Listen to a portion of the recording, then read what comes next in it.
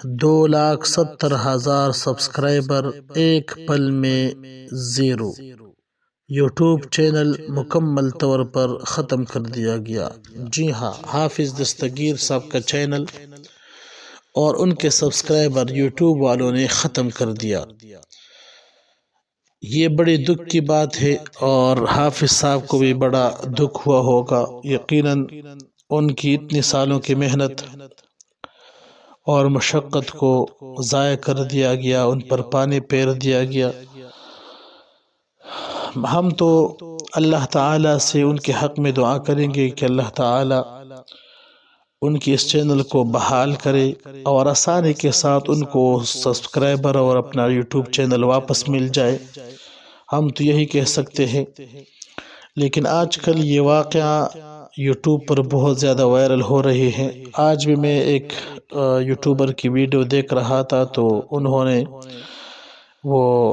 حافظ صاحب سے آن لائن انٹرویو لیا ہے، تو آپ ذرا انہیں دیکھ لیں اور تھوڑی دیر کے لیے ایک 5-6 سیکنڈ وہ آپ ملاحظہ کیجیے، پھر آ کے میں بات کرتا ہوں۔ بس بھائی آپ سے جانتے ہیں، آڈینس بھی جاننا چاہتی ہے کہ آپ سے ایسا کون سا بلنڈر ہوا جس کی وجہ سے آپ کے چینل کو یوٹیوب نے پرماننٹلی ڈیلیٹ کر دیا؟ جب آپ کے گھر والوں کو پتا چلا آپ کا جو چینل ہے وہ ٹرمینیٹ کر دیا گیا ہے تو کیا فیلنگس تھی ان کی؟ گھر والوں کے کیا جذبات تھے؟ زبیر بھائی آپ نے بہت مشکل سوال کر دیا یار، ہمت نہیں ہے میں جواب دوں آپ کو۔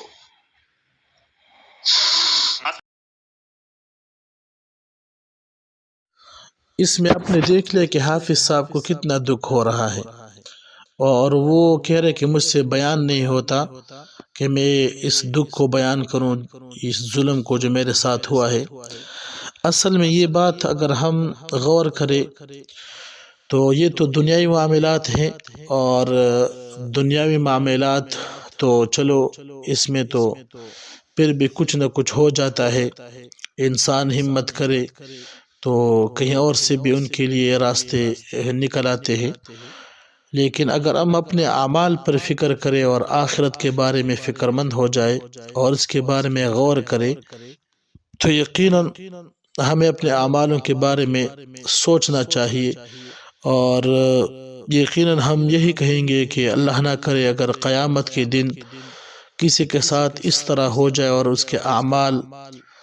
اللہ نہ کرے وہ اسی طرح ضائع ہو جائے تو کتنی افسوس کی بات ہوگی۔ یہ واقعہ جب میں 2-3 دفعہ میں نے دیکھ لیا دستگیر صاحب کی جو یہ یوٹیوب چینل کا جو واقعہ ہے، تو میرے ذہن میں یہ بات فوراً آ گئی۔ رسول اللہ صلی اللہ علیہ وسلم مبارک ایک حدیث ہے، ایک موقع پر رسول اللہ صلی اللہ علیہ وسلم مبارک نے اپنے صحابہ سے فرمایا کہ اے میرے صحابہ،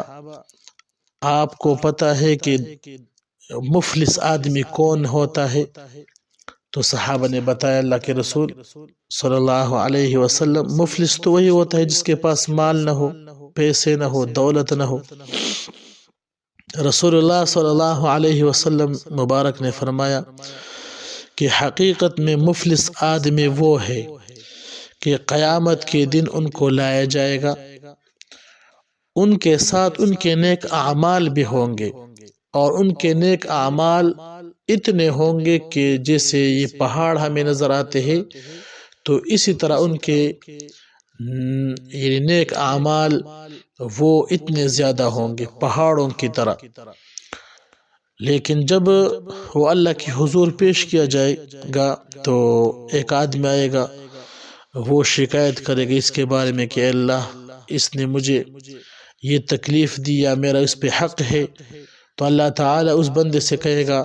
کہ اس کو اپنا حق دو، تو وہ اپنے نیکیوں سے اس کو نیکیاں دے دیں گے۔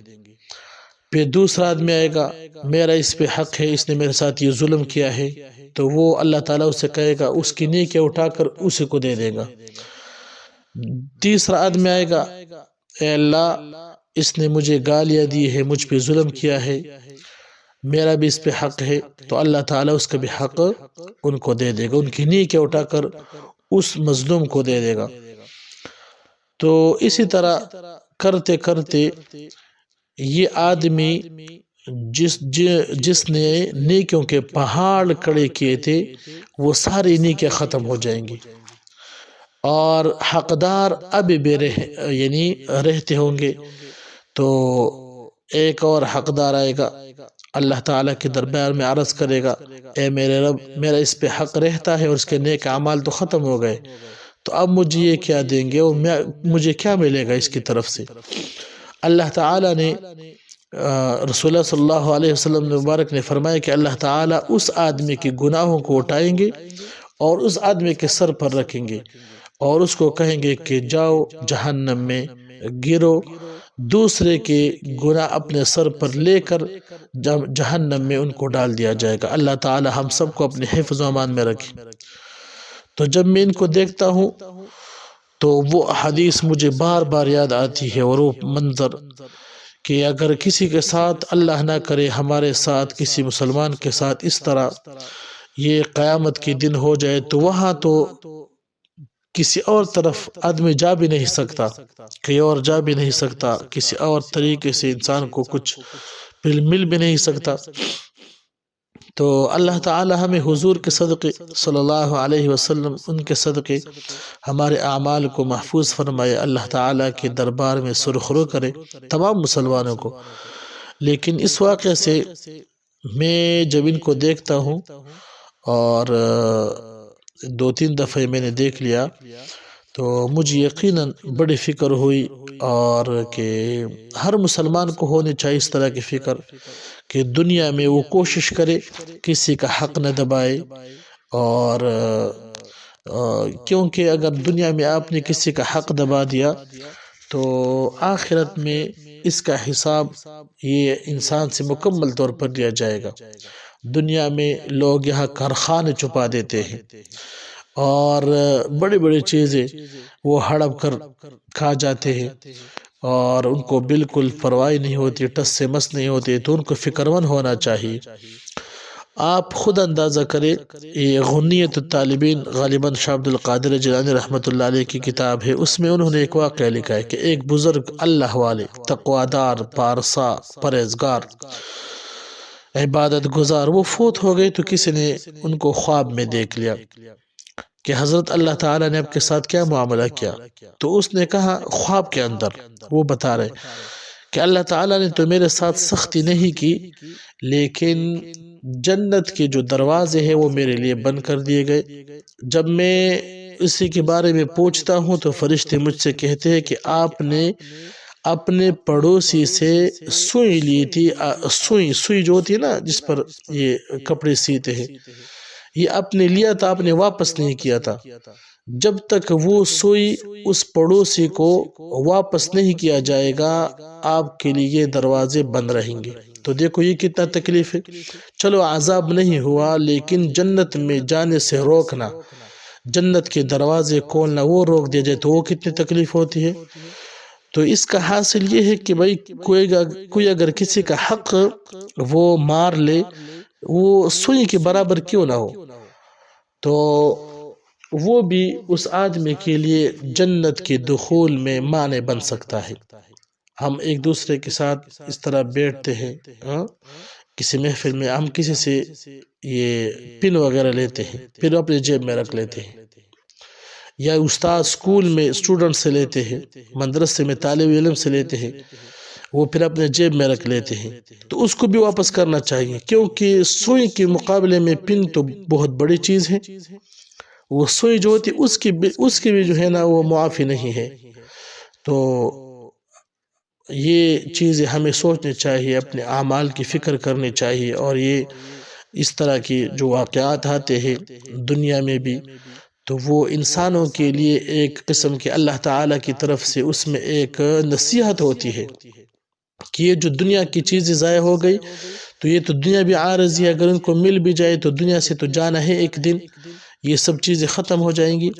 لیکن اصل میں اللہ تعالیٰ اس میں نصیحت رکھتے ہیں اور لوگوں کے لیے کہ آپ اس میں غور و فکر کریں کہ آپ نے اتنی محنت کی اور وہ ضائع ہو گئی تو آپ کو کتنی فکر ہو رہی ہے۔ ایسا جو ہے انسان وہ رو پڑتا ہے، دل وہ جو ہے وہ بہت پریشان رہتا ہے اس کی وجہ سے۔ تو اگر آدمی کے نیک اعمال سے وہ تو پھر وہ آدمی نبی صلی اللہ علیہ وسلم نے فرمایا مفلس آدمی کا جو تعریف کیا کہ ان کے پاس نیکیاں بھی تو تھی. آج کل ہم یعنی موبائل سے سر نہیں اٹھاتے، اللہ تعالیٰ کے ذکر سے غافل ہے، عبادت سے غافل ہے، قرآن کریم کی تلاوت سے غافل رہتے ہیں. تو آپ خود اندازہ لگائے کہ ہمارے پاس تو نیکیاں بھی نہیں ہیں. وہ لوگ جن کے پاس نیکیوں کے پہاڑ ہوں گے، انہوں نے نیکیوں کے پہاڑ کھڑے کیے ہوں گے، وہ ان سے لیے جائیں گے. ہمارے پاس تو ہے نہیں، تو ہم دوسروں کی گناہ لے کر اپنے سر پر جہنم میں اللہ تعالیٰ بچائے. یہ اگر ہو جائے ہمارے ساتھ تو یہ اللہ تعالیٰ کبھی کبھی اس طرح کے واقعات انسانیت کے لیے وہ ایک نصیحت بنا دیتا ہے، لیکن انسان اس میں غور فکر نہیں کرتا. تو ہم سب کو اگر دنیا میں اس طرح کے حالات آ جاتے ہیں تو ہم کو فکر کرنی چاہیے کہ اگر آخرت میں اس طرح ہو جائے اللہ تعالیٰ ہمیں اس سے بچائے، کیونکہ وہ بڑی ناکامی ہے. یہ تو دنیا کی یہ اتنی ناکامی نہیں ہے،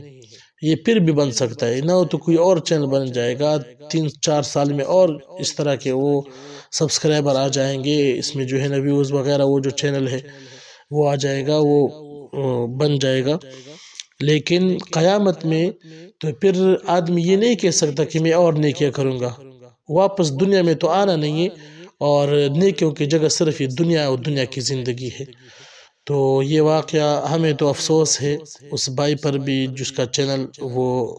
ضائع ہو گیا، لیکن اس میں ان کے لیے بھی ہمارے لیے بھی اور سب مسلمانوں کے لیے سبق ہے کہ اپنے اعمال کی فکر کرنی چاہیے. ایسا نہ ہو کہ قیامت کے دن ہمارے